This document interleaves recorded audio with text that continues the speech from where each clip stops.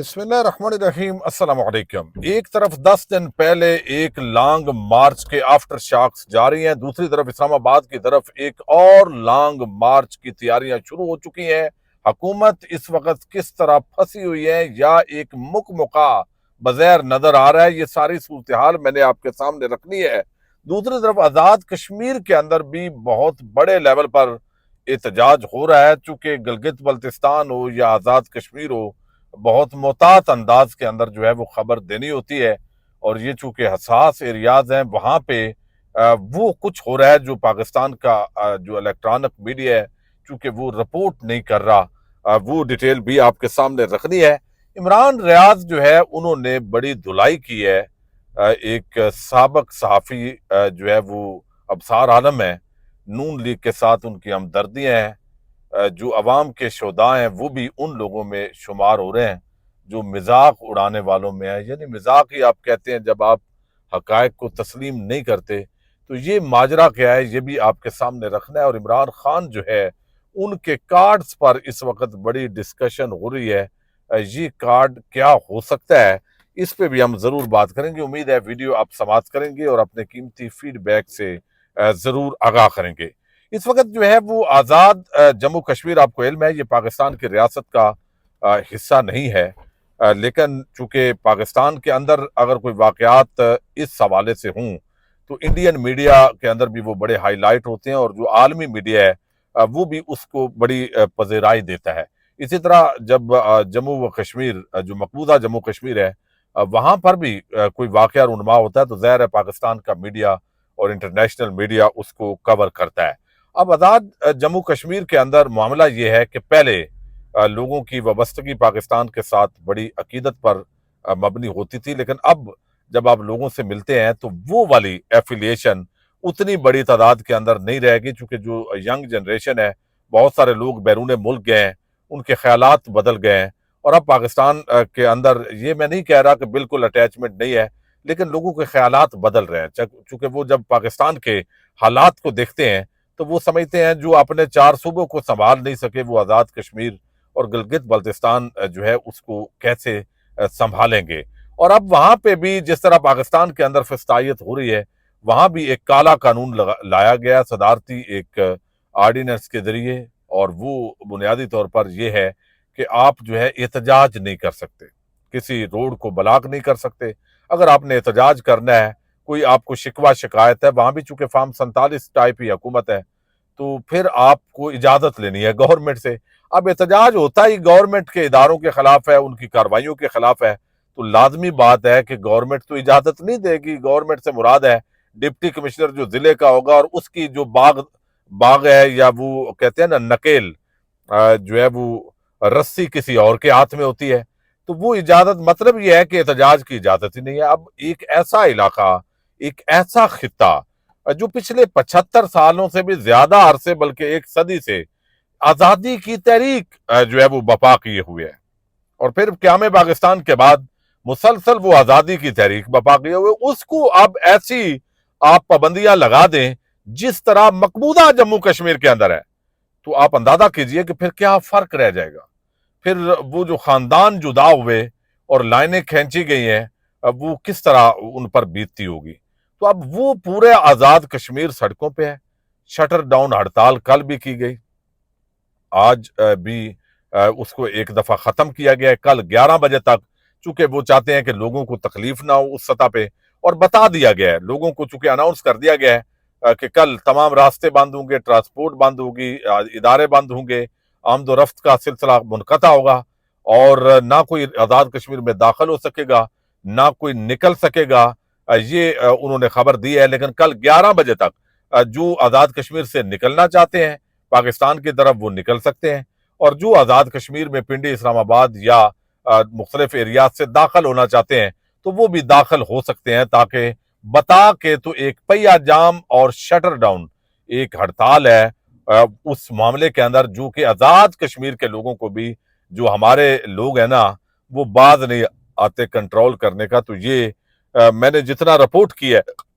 یہ چونکہ خبر ہے، الیکٹرانک میڈیا اس کو نارمل دکھا رہا ہے، اور یہی اس وقت ملک کی جو ہے وہ بدقسمتی ہے۔ اچھا دوسری طرف جو ہے وہ ابصار عالم اور عمران ریاض کا جو پھڈا ہے اب وہ بڑا شدید ہو گیا. پہلے تو صرف ابصار عالم نے عمران ریاض نے ایک ہلکی پھلکی بات کی تو اس پر ابصار عالم نے بڑا لمبا چوڑا تبصرہ کیا, اور اس تبصرے کے بعد جو ہے وہ پھر عمران ریاض خان نے بھی جواب دیا ہے. اور بنیادی طور پر جو ہے وہ جب جس طرح سیاسی لوگوں کے ساتھ ڈی چوک پر کیا گیا ہے, کوئی بھی صحافی آپ دیکھیں نا, صحافت کے اندر آپ بیٹھے ہیں, ٹھیک ہے آپ پر بڑے احسانات ہوں گے مریم نواز کے, نواز شریف کے, لیکن ایک حد سے آگے تو نہیں گرنا چاہیے کہ آپ ایک عمران خان کے نقطہ نظر سے اختلاف رکھتے ہیں, تحریک انصاف آپ کو اچھی نہیں لگتی, تو آپ کم از کم یہ تو نہ کریں کہ لوگ جو ہے جن کی ڈیتھ ہوئی ہے, گولیاں چلی ہیں, تو آپ کہہ دیں گولیاں نہیں چلی. لوگوں کی ڈیتھ ہوئی ہے آپ کہیں نہیں کوئی نہیں ڈیتھ ہوئی. تو یہ تو ایک ایسی بات ہے کہ دن کو جیسے سورج ہو اور آپ کہیں نہیں نہیں سورج کوئی نہیں ہے, رات ہے, ابھی رات ہے, تو آپ کہیں نہیں نہیں دن ہے. تو یہ تو پاگلوں والی بات ہے جو کی گئی ہے. اب یہاں پہ جو عمران ریاض ہے انہوں نے یہی بات کی, تھوڑا سا ان کا ماضی انہوں نے کھنگالا ہے, تو یہ ایک مثال ہے. بہت سارے اور بھی ابصار عالم اس وقت گھوم رہے ہیں جو کہتے تھے کہ ہمیں گولیاں ماری گئیں, اور ماری بھی گئی, لیکن آج وہ انہی کے ہاتھوں میں کھلونے بنے ہوئے, اور یہ بات عمران ریاض نے کی ہے. تو میں اس کا حصہ بن گیا. یہ میں ذرا نہ چاہتا ہوں, یہ میں 2 منٹ آپ کو سنانا چاہتا ہوں. مریم نواز کا دور تھا, وہ جو پارٹی تھی دوسری جس کے ساتھ جھگڑا ہوا, ان کا تعلق کوئی مریم نواز کے کسی رشتہ دار کے ساتھ تھا. وہ معاملہ جناب نواز شریف کے گھر تک پہنچ گیا.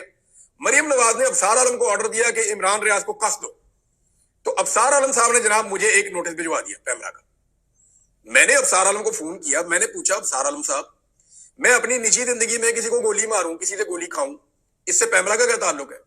بھئی پیمرا کا تعلق ہے کہ میں نے آن ایئر کیا کہا اور آن ایئر کیا کیا. جو میرا پروگرام چلتا ہے اس کے اندر جو چیز میں نے کی ہے اس کے لیے میں رسپانسیبل ہوں. اگر وہاں پہ کچھ ہوا ہے تو بھائی آپ کی ڈومین بنتی ہے. میں نجی زندگی میں سیاہ کروں سفید کروں, میرا جھگڑا ہو گیا کسی کے ساتھ, میں جانوں, میرا کام جانے, آپ کا اس میں کیا لینا دینا ہے؟ تو ابصار عالم صاحب ہو گئے. انہوں نے کہا دیکھیں عمران صاحب بس چھوڑیں, دفعہ کریں, آپ ایک کام کریں نا, آپ ایک لیٹر لکھ دیں مجھے, وہ بات ختم ہو جائے گی. میں نے کہا جی میں نہیں لکھتا لیٹر اس کے اوپر. میں نے صاف کہا, میں نے کہا جی میں آپ چیئرمین پیمرا ہوں گے لیکن میں لیٹر نہیں لکھتا اس کے اوپر, میں یہ سمجھتا ہوں کہ آپ نے میرے ساتھ زیادتی کی ہے. تو انہوں نے کہا دیکھیں جی ہم نے آپ کو بس ایسے ہی سمجھیں, بس ویسے ہی بھیج دیا. تو یہ اتنا مجبور ہو گئے تھے اپنی نوکری کے ہاتھوں کہ ایک عورت کے کہنے کے اوپر, یہ اس کی پچھلی سیٹ پہ بیٹھے ہوتے تھے, وہ جو کہتی تھی یہ وہ کرتے تھے چیئرمین پیمرا بن کے. تو آپ نے اپنے دور میں غلامی کی, لیکن اس کے باوجود آپ نے یہ بھی کہا کہ میں اب صحافی نہیں ہوں, اس کو ریکارڈ کے اوپر رکھ لے, میں آئندہ صحافت نہیں کروں گا. لیکن پھر آپ دوبارہ صحافت میں آ گئے. اب آپ کو اگر کوئی بہروپیہ کہتا ہے تو آپ کو کیوں برا لگتا ہے؟ ایک چیز اور میں کہنا چاہتا ہوں کہ جب آپ کو گولی لگی تھی نا, تو جن کے اوپر آپ نے الزام لگایا نا کہ انہوں نے آپ کو گولی ماری, آپ نے اسٹیبلشمنٹ پہ الزام لگایا تھا. تو اس وقت بھی اسٹیبلشمنٹ نے بہت سارے لوگوں سے رابطے کیے تھے اور انہیں کہا تھا کہ ثبوت مانگو, اس کو کہاں گولی لگی ہے, ثبوت مانگو, اس کو بولو ثابت کرے کہ اس کو گولی لگی ہے. یہ ڈرامے کرتا ہے. لیکن ہم سب نے کھڑے ہو کر یہ کہا تھا کہ نہیں, ابصار عالم کو گولی لگی ہے, ہم اس کی مذمت کرتے ہیں, یہ جو بندہ جس نے گولی چلائی ہے یہ پکڑا جانا چاہیے. ہم ساروں نے ابصار عالم صاحب آپ کی طرح ثبوت نہیں مانگے تھے, حالانکہ میں وہاں کھڑا ہو کے نہیں دیکھ رہا تھا جب آپ کو گولی لگی تھی, لیکن ہم آپ کے ساتھ کھڑے ہوئے تھے کہ آپ کو گولی لگی ہے, آج آپ مظلوم ہیں. اور ابصار عالم صاحب آپ وہاں کھڑے ہوئے تھے جہاں لوگوں کو گولیاں لگ رہی تھی, وہ ویڈیو موجود ہے. آپ اس چھت پہ کھڑے ہوئے تھے, آپ دیکھ رہے تھے گولی چل رہی تھی, آپ نے کہا نیچے بیٹھ جاؤ. نیچے آپ ربڑ کی گولی کے لیے آپ نیچے نہیں بیٹھ رہے تھے, آنسو گیس کا شیل تو وہاں تک آ ہی نہیں رہا تھا, نہ آنسو گیس آ رہی تھی, آپ ریل بلٹ چل رہی تھی جس کی وجہ سے آپ نیچے بیٹھ رہے تھے. لیکن ابصار عالم صاحب آپ نے دیکھا اور دیکھنے کے بعد آپ نے کہا کہ نہیں گولی چلی نہیں, گولی لگی نہیں, بندہ دکھائے, آپ مانی نہیں.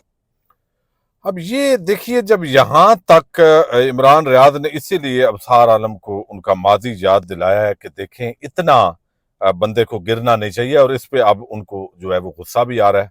اچھا دوسرا جو ہے نا, اس وقت ایک اور لانگ مارچ کی دھمکی دی گئی ہے. یہ لانگ مارچ تحریک انصاف کا نہیں ہے.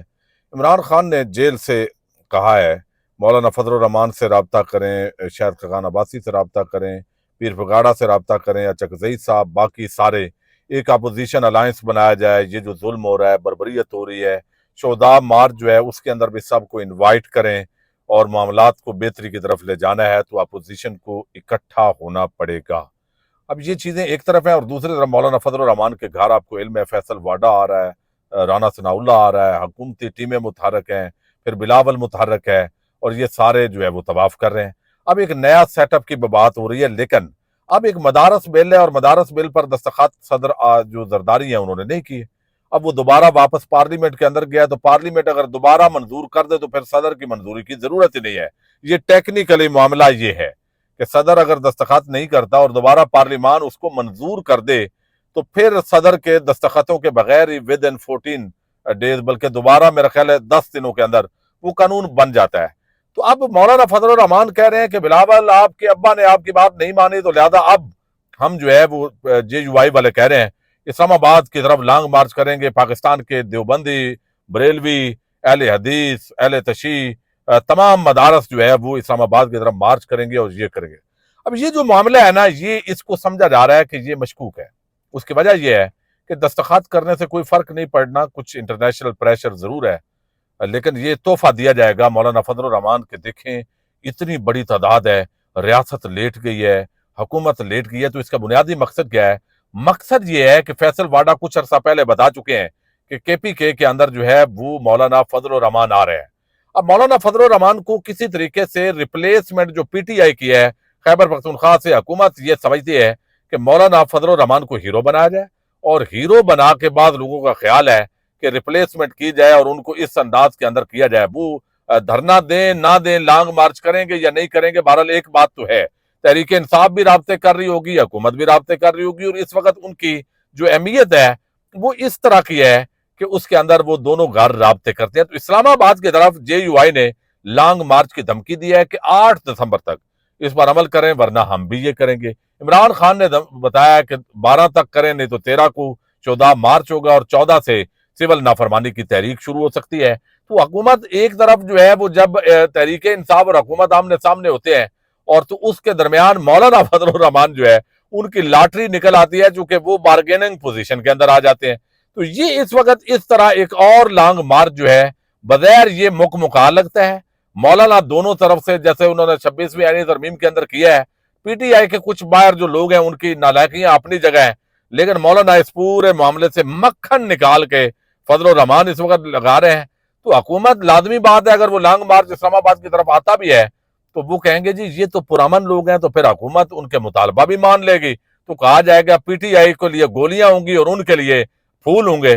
تو یہ اس طرح کا جو معاملہ ہے وہ بظاہر نظر آ رہا ہے. اب دیکھتے ہیں کہ یہ جو لانگ مارچ ہے یہ ہوتا ہے نہیں ہوتا. بہرحال عمران خان جس طرح کے سول نافرمانی کی بات کر رہے ہیں، جیسے احتشام عباسی ہیں، اب وہ بات کر رہے ہیں کہ آزاد کشمیر اور پاکستان کے درمیان زمینی راستے بند کرنے کا اعلان، یہ تو چلیں خبر میں آپ کو دے چکا ہوں.